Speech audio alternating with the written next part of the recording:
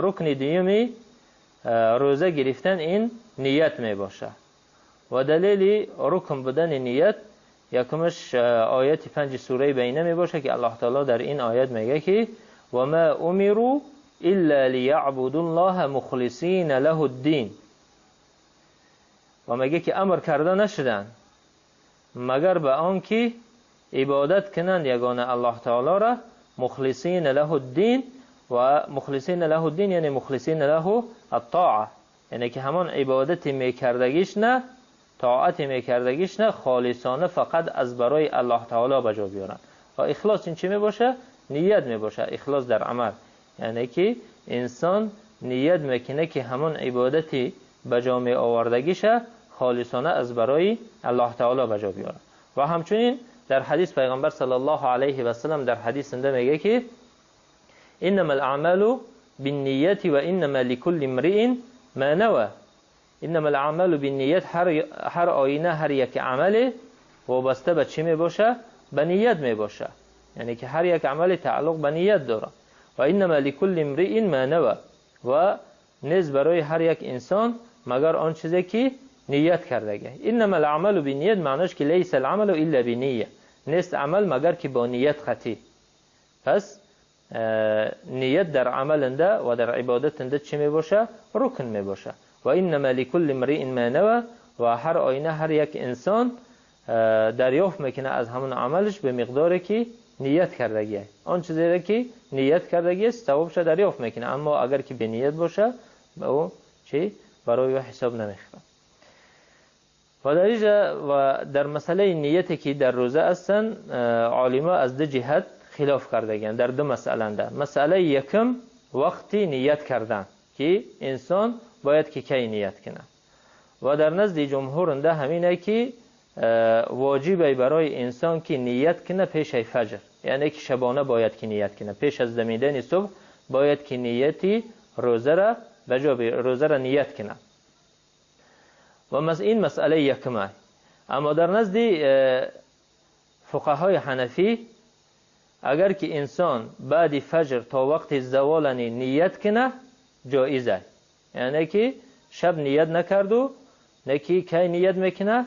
بعد فجر، بعد نماز فجر میخونه، بعد نیتی روزه فرضی را میکنه تا وقت زوال آفتاب، یعنی تا وقتی که آفتاب از مابین آسمان تاب میخره تا همین وقت اگر که نیت کنه نیتش چی میباشه؟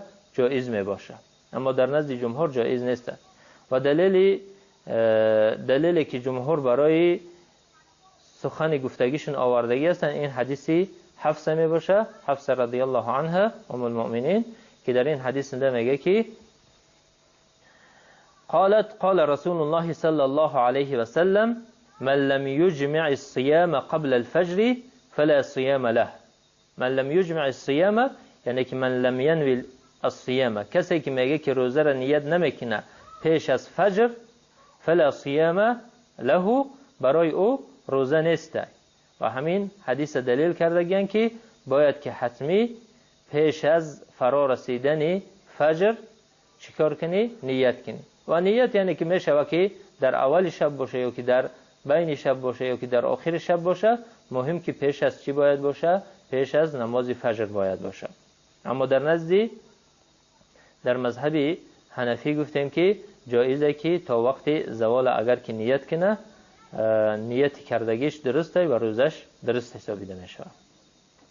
و مسئله دیگری که خلاف کردگی هستند این در مسئله آن است که آیا برای هر یک روز رمضان باید که علاهیده نیت کرده بشه یا اینکه جایزه که در اول ماه یک بار نیت کنی کفایه برای همه ماه رمضان.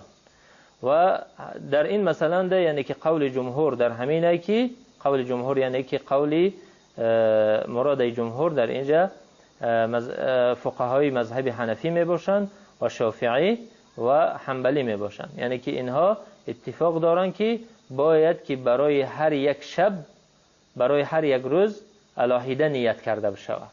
اما در نزد امام مالک میگه که کفایه می باشه که در اولی، در یعنی شب یکم رمضان انده نیت کنی برای تمام شهر، برای تمام ماه رمضان. یعنی که در روزی، در همون اول رمضان انده یک بار نیت میکنی که تمام رمضان روزه میگیری، همین کفایه ای. اما برای هر یک روز نیت کردن این در نزد امام مالک مستحب می باشه و چی واجب نمی باشه. و سبب خلافشون در همینه که آیا رمضان، یعنی که روزه ماه شریف رمضان همش یعنی 30 روز همچون یک عبادت حسابیده می شود، یا که هر یک روزش عبادتی الهید می باشه. کسی میگه که هر یک روزش عبادتی الهیده، برای همین میگه که واجبه که باید برای هر یک روزش الهیده نیت کنی. اما کسی میگه که این عبادتی یک لخته، یعنی که همه ماه رمضان همچون یک عبادت حسابیده میشه، کفایه است، بسنده است که در اولش یک بار نیت کنی، برای همه دیگر روزش بسنده می باشه. و اما تلفظ کردن نیت شرط نیست، بلکه چون که مکان نیت این در دل می باشه، همین قدر کفایه می باشه که انسان در دلش قصد چی روزه گرفتن ثابت کنه و اراده روزه گرفتن داشته باشه، همین قدر چی کفایه می باشه برای او و نیتش درست حسابیده می شود. اما در مسئله چی؟ در مسئله آنه که اگر که روزه غیر فرضی باشه، آیا نیتش باید که شب باشه یا که روزانه باشه؟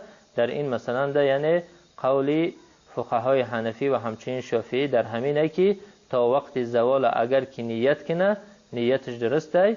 اما در نزد امام احمد و همچنین این قول ثابت شدگی ای عبدالله ابن مسعود که فرق نداره پیش از زوال نیت میکنه یا که بعد زوال نیت میکنه برای روزه نفلی، یعنی که روزه غیر فرضی برای او جایزه.